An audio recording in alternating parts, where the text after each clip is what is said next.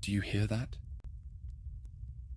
Ethan groggily sat up, and before he could fully process the sound, the ground beneath them trembled. The thumping grew more pronounced, as if a giant heart was beating deep within the pyramid. The walls seemed to pulse with an unknown energy, and a low, guttural chant began to fill the air. The chant grew louder, a chorus of ghostly voices coming from every direction.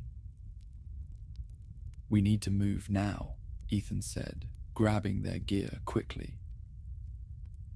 They stumbled through the narrow passageways, the walls closing in around them as the pyramid seemed to come alive.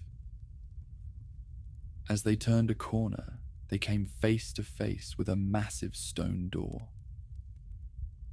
It would have looked like part of the wall were it not for the fact that the door was ajar, and a faint, sickly green light seeped through the crack.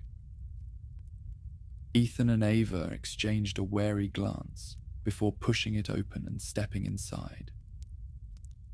The chamber beyond was vast, its ceiling lost in shadow. In the center stood a stone altar, surrounded by towering statues of horrid, fantastical beings. The smell of incense and decay assaulted their senses, and the chanting seemed to vibrate within their very bones. On the altar lay a sarcophagus, its surface peppered with the same intricate carvings they had seen throughout the pyramid. Ava approached the sarcophagus, her hands trembling. "This must be the high priest," she whispered, her voice barely audible over the chant. With a deep breath, they both grasped the edge of the lid and heaved it open.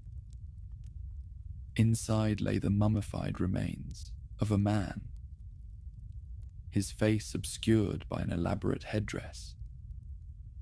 In his skeletal hands, he was clutching a crystalline object, glowing with a pulsing, ethereal light. Ethan reached out to touch the crystal, but as his fingers brushed against it, a shockwave of energy rippled through the chamber.